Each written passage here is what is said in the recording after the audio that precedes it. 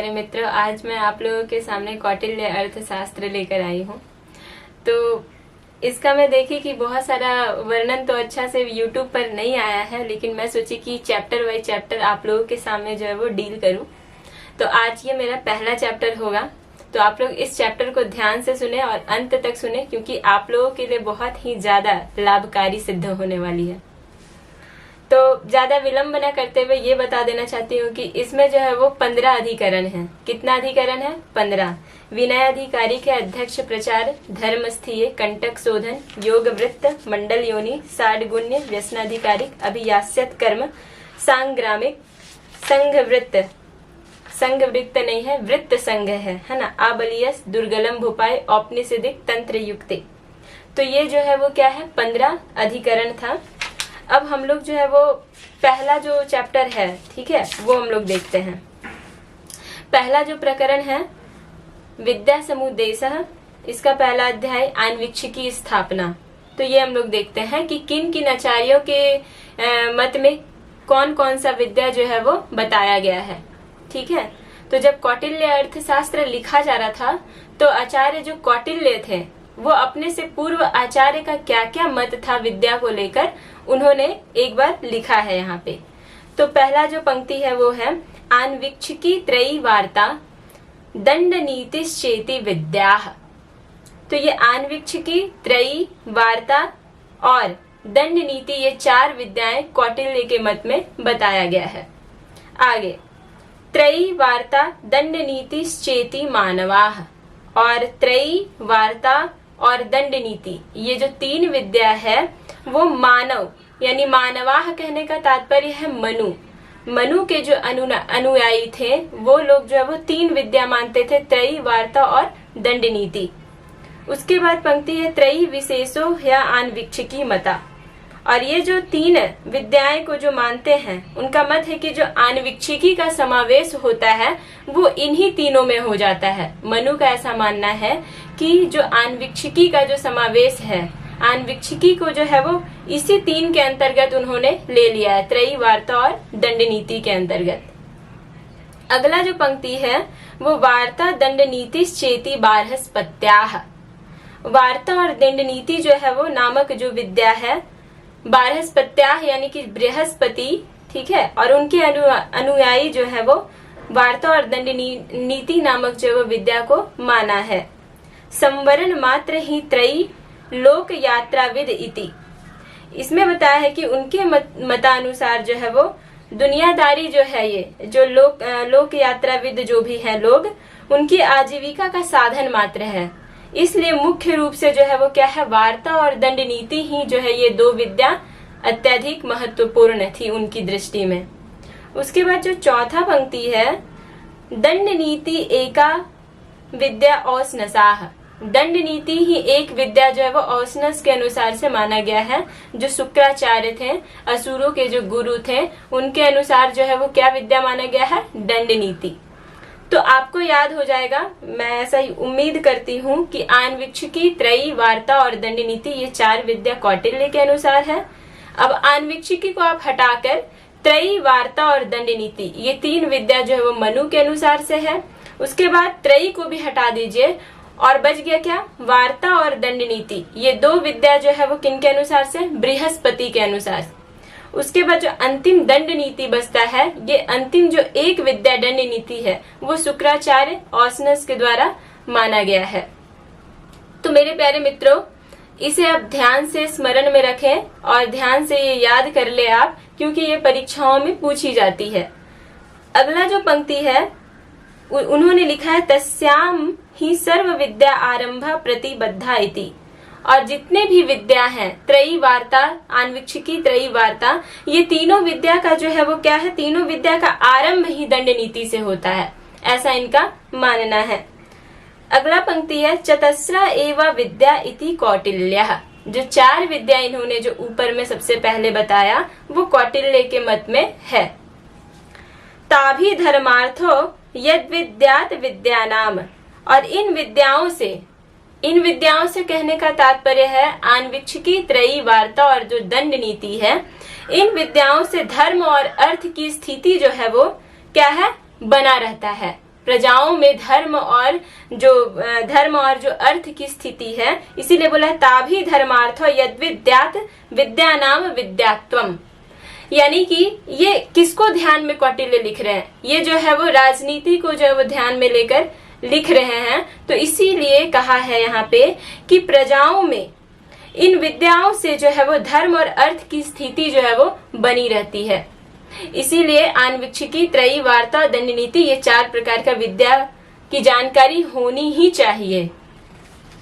आगे, सांख्यम योगो लोकायतम चेत आन्वीक्षिकी।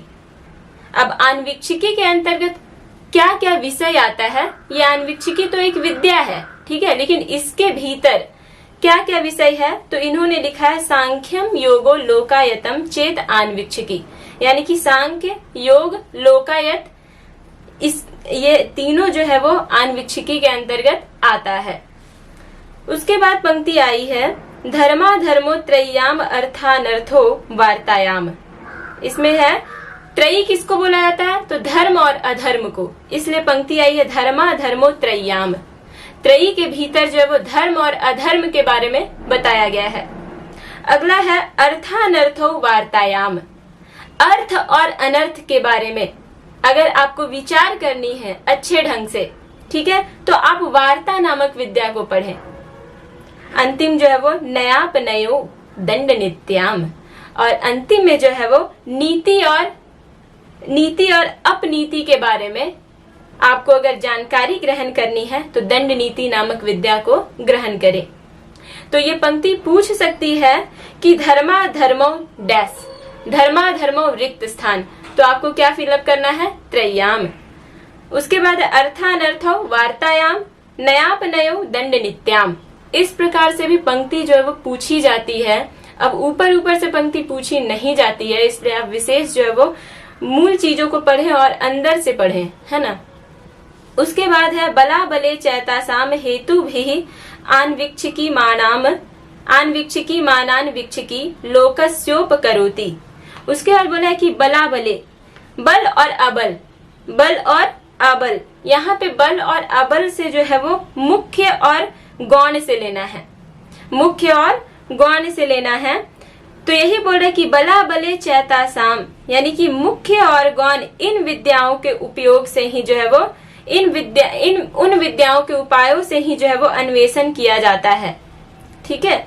लोकस्योपकरोति, और यहाँ पे क्या है, तो बोल रहा है कि लोगों के लिए जो है वो क्या होता है, तो उपकारी होता है, ये बता रहा है। व्यसने अभ्युदय, ये आन्वीक्षिकी के बारे में ही बता रहा है कि ये जो आन्वीक्षिकी विद्या है ना, इसके अंतर्गत जो त्रयी आदि विद्याओं की प्रधानता जो है वो आन्वीक्षिकी के अंतर्गत ही है। और उसके बाद बोल रहा है कि आन्वीक्षिकी लोकस्योपकरोति, यानी कि निर्धारित करती हुई आन्वीक्षिकी विद्या लोक का उपकार करती है। आन्वीक्षिकी जो है ये विद्या, ये आन्वीक्षिकी नामक जो विद्या है वो लोगों को क्या करती है, ये समाज को, ये जो प्रजाओं को क्या करती है, उपकार करती है। इसलिए बोला है कि आन्वीक्षिकी लोकस्योपकरोति, आन्वीक्षिकी नामक जो विद्या है वो लोक में या संसार में क्या करती है, तो उपकार करती है। उसके बाद है व्यसने अभ्युदय। व्यसने यानी कि व्यसने से तात्पर्य है क्या, तो यहाँ पे व्यसन मतलब वो कुछ आप वैसा मीनिंग ना लें, यहाँ पे व्यसन से तात्पर्य अवनति से है और अभ्युदय से तात्पर्य है उन्नति, यानी कि अवनति और उन्नति, ठीक है। यानी कि जो अवनति और उन्नति है, यानी कि जो सुख दुख को ये क्या करती है, उन्नति और अवनति को जो है ये स्थिर करके रखती है। इसलिए लिखा है कि व्यसने अभ्युदय और बुद्धि अवस्थाप्यति, यानी कि बुद्धि को भी ये स्थिर करके रखती है। और प्रज्ञा वाक्य क्रिया वैसारध्यम च करोति। प्रज्ञा यानी कि किसी स्थिति में क्या करना है आपको। प्रज्ञा का मूल तो ऐसे अर्थ होता है बुद्धि, लेकिन आपको ये आन्वीक्षिकी आपको यही सिखाती है कि किस स्थिति में, किस अवस्था में आपको क्या करना है, ये आन्वीक्षिकी सिखाती है। और वाक्यम, वाक्यम यानी कि विचार विमर्श इत्यादि करने के लिए बताती है। उसके बाद बोल रहा है क्रिया वैसारध्यम, यानी कि उसको क्रियान्वित कैसे करना है। आप जिस चीज को आप सोच रहे हैं, जो चीज आप सोच रहे हैं, ठीक है, उसको आप विचार विमर्श पहले कीजिए और उसको क्रियान्वित कैसे करना है, ठीक है, प्रैक्टिकली उसको कैसे लाना है लोगों के बीच में, उस चीज को जो है वो आप आन्वीक्षिकी के अंतर्गत ही पढ़ सकते हैं। अंतिम में इन्होंने एक श्लोक के माध्यम से बताया है आन्वीक्षिकी विद्या को। कहा है कि प्रदीप सर्व विद्यानाम उपायः सर्व कर्मानाम आश्रयः सर्व धर्मानाम शाश्वतान्वीक्षिकी मता। ये जो है वो मेरे अनुसार से ये अनुष्टुप छंद होना चाहिए, आप इसे देख लीजिएगा और इसे मैं एक बार गाकर प्रस्तुत करती हूँ। प्रदीपः सर्व विद्यानाम उपायः सर्व कर्माणाम आश्रयः सर्वधर्माणां शाश्वतान्वीक्षिकी मता। प्रदीपः सर्वविद्यानां उपायः सर्वकर्माणां आश्रयः सर्वधर्माणां शाश्वतान्वीक्षिकी मता। यानी कि कह रहा है कि जिस, आपको पहले मूल रूप से समझा देते हैं। कहने का तात्पर्य कि जिस प्रकार से जलती हुई दीपक जो है वो अपने आसपास को प्रकाशित कर देती है, अपने क्या है अंधकार को जो है वो जलती हुई दीपक जो है वो अंधकार को दूर कर देती है, ठीक है, ठीक उसी प्रकार से ये आन्वीक्षिकी नामक जो विद्या है वो अपने को क्या करती है, जो भी इस विद्या को ग्रहण करता है उसे वो प्रकाशित कर देती है। ठीक है, तो वही कह रहा है कि यह जो आन्वीक्षिकी विद्या सर्वदा ही सभी विद्याओं को जो है वो क्या करती है, सभी विद्याओं का ये प्रकाशित है, सभी विद्याओं का ये दीपक है, सभी विद्याओं का ये प्रदीप है। ठीक है, सभी कार्यों का साधन और सभी धर्मों का आश्रय माना गया है आन्वीक्षिकी विद्या को। तो मेरे प्यारे मित्रों, मैं समझती हूँ कि आपको ये चैप्टर समझ में आ गया होगा। ये चैप्टर बहुत ही लघु है। अब थोड़ा देख लेते हैं कि किस प्रकार से जो है वो प्रश्न पूछा जाएगा। ठीक है, यहाँ पे जो है वो कौटिल्य ने सर्वप्रथम जो वो जिन जिन आचार्यों का विद्या, जिन जिन आचार्यों ने माना है उसका इन्होंने तो बता दिया है। ठीक है, उसके पश्चात इन्होंने जो है वो आन्वीक्षिकी को स्थापना किया है, आन्वीक्षिकी के बारे में बताया है। और आन्वीक्षिकी के बारे में बताना यहाँ से शुरू किया है।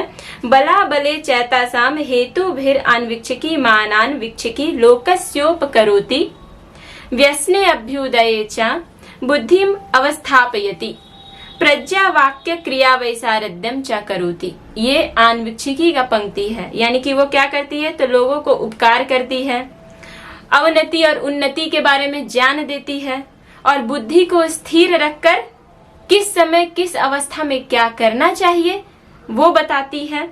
उसके बाद विचार विमर्श करने का ज्ञान देती है, क्रिया वैसारध्यम, और उस विचार विमर्श के पश्चात आप जो है वो किस प्रकार से क्रियान्वित करें उन क्रियाओं को, कितनी निपुणता से आपको इस क्रिया को क्रियान्वित करना है, वो भी हमें आन्वीक्षिकी ही बताती है। तो ये सारा आपको पंक्ति जो है वो यहाँ पे होना चाहिए। ठीक है, नहीं रहेगा तो प्रश्न छूट सकता है।